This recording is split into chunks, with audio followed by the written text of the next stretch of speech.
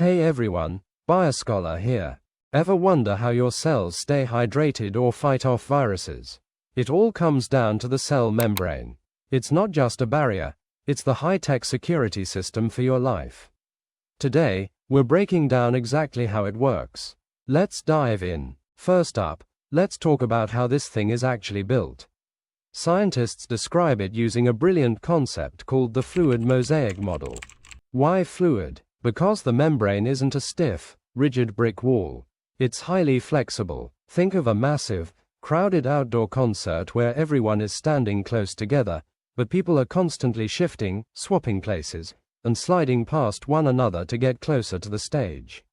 That is exactly how the molecules in the cell membrane behave. They aren't locked in place. They can literally drift and slide laterally. This fluidity is a superpower.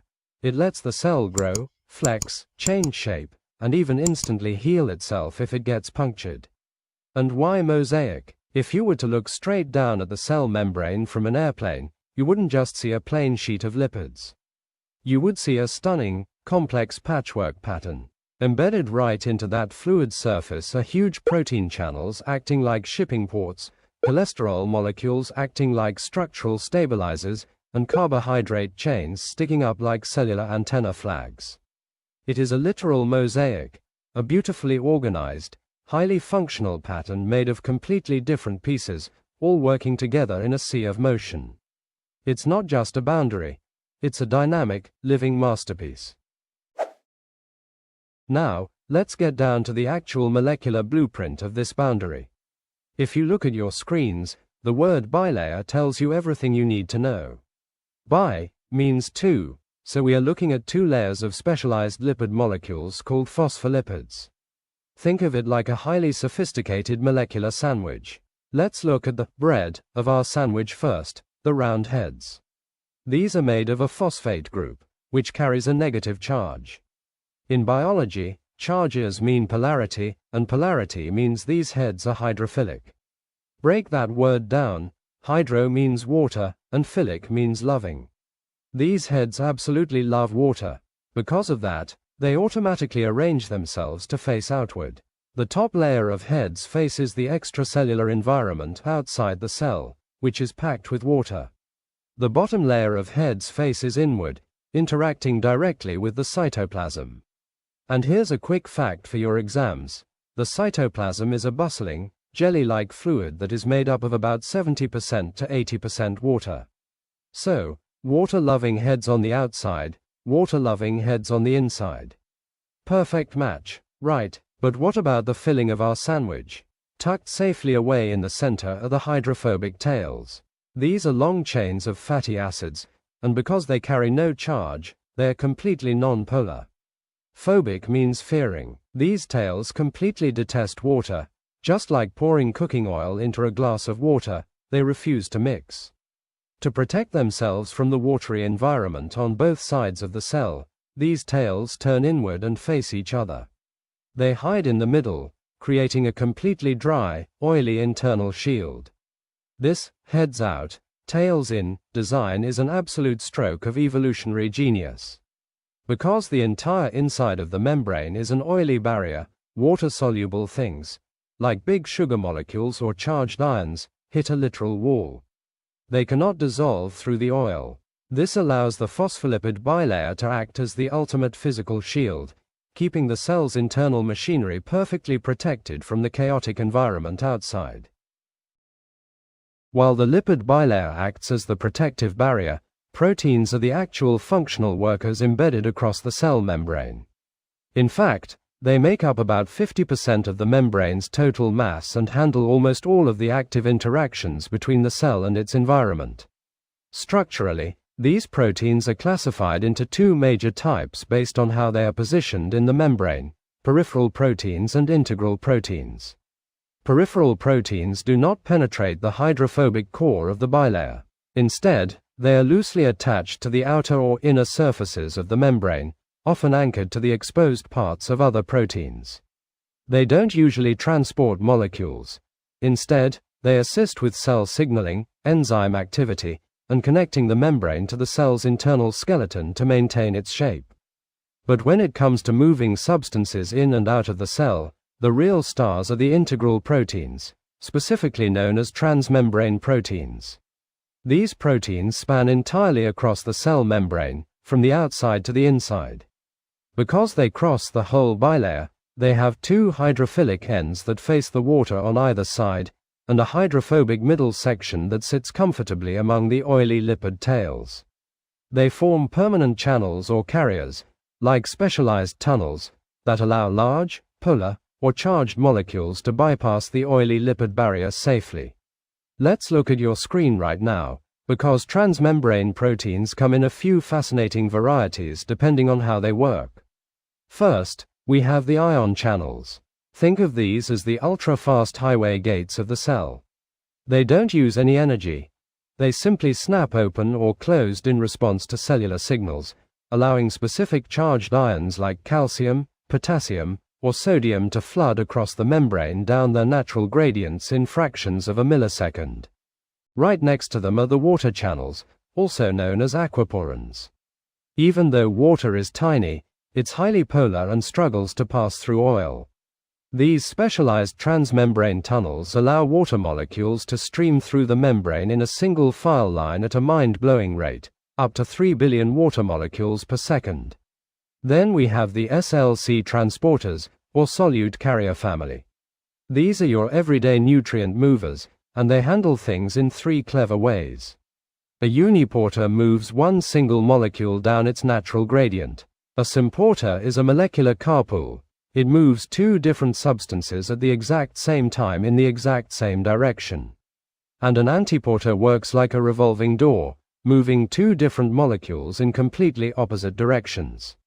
Finally, we have the heavy lifters, the active engines that require direct energy in the form of ATP to force molecules against their concentration gradients.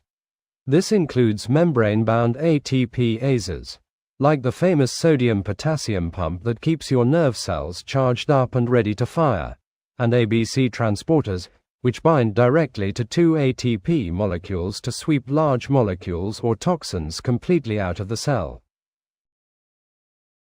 Now that we've looked at the lipid wall and the transmembrane protein gateways, it's time to talk about the third major component of the cell membrane, cholesterol. Even though cholesterol often gets a bad reputation in everyday nutrition, inside the cell membrane, it is an absolute lifesaver. Cholesterol molecules are small, hydrophobic lipids that tuck themselves neatly into the gaps between the fatty acid tails of the phospholipids. Think of cholesterol as the membrane's ultimate temperature buffer. Its main job is to maintain the perfect level of membrane fluidity, ensuring the cell doesn't get too rigid or too flimsy when the environment changes. Here is how it works its magic. When temperatures drop, the phospholipids naturally want to pack tightly together and freeze into a solid, rigid wall. Cholesterol steps in like a physical wedge, disrupting the neat packing of the tails and keeping the membrane fluid and flexible. When temperatures rise, the phospholipids get hyperactive and want to spread apart, which makes the membrane too leaky and unstable. Cholesterol acts like a molecular anchor, pulling the heads closer together and stabilizing the membrane so it doesn't fall apart. Without cholesterol balancing the fluid dynamics, our cells wouldn't be able to survive temperature shifts, and the transmembrane proteins we just looked at wouldn't have the stable, flexible environment they need to function. In your body, the cell membrane performs many different functions like the transport of molecules, cell signaling, protection, and maintaining cell shape.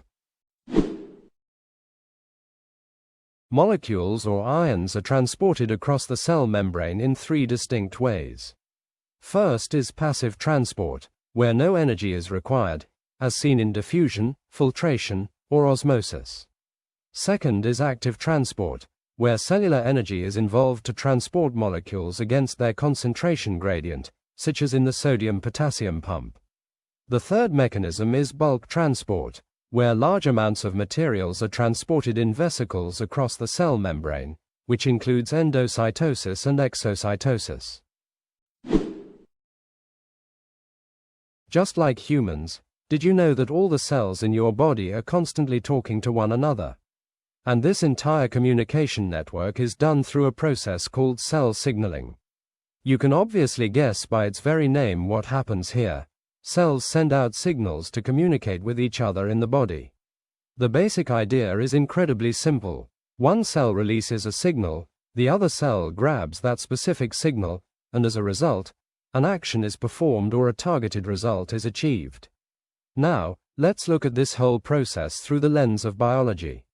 Biology tells us that the cell membrane has these antenna-like structures called receptors. These receptors are made of specific proteins, and they are the ones directly involved in cell signaling. This whole process occurs in 3 distinct stages: reception, transduction, and response. In the first step, reception, a signaling molecule, which in biology we call a ligand, comes into play. This ligand could be a hormone or a neurotransmitter. It binds to the receptor proteins, or for your convenience, you can just call them antennas. So, these antennas grab the incoming signals. Once they bind, they start their assigned work, and here starts the second step, transduction. Their first task is to alter the shape of the receptor. This structural change triggers a cascade of chemical reactions inside the cell, often involving secondary messengers. This step amplifies the signal, ensuring a small trigger can create a substantial cellular response, which is our third step. This could be absolutely anything from activating a particular gene, altering metabolism, opening an ion channel, or telling the cell that it's time to divide. So this is how cells communicate with each other in the body. But depending on how far that message needs to travel, your body relies on 4 main pathways to get the job done. Autocrine signaling. Auto means self. Here, a cell releases a chemical messenger that binds to receptors on its own surface. It's essentially the cellular version of leaving a reminder note for yourself. Paracrine signaling. Para means near or beside. This is short-distance communication, like whispering to a classmate or chatting with your immediate next-door neighbor. Endocrine signaling. This is built for long-distance communication. Cells release hormones directly into the bloodstream, which carries the message across the entire body, just like making a phone call to someone on the other side of town. Juxtacrine signaling. Juxta means next to or directly touching.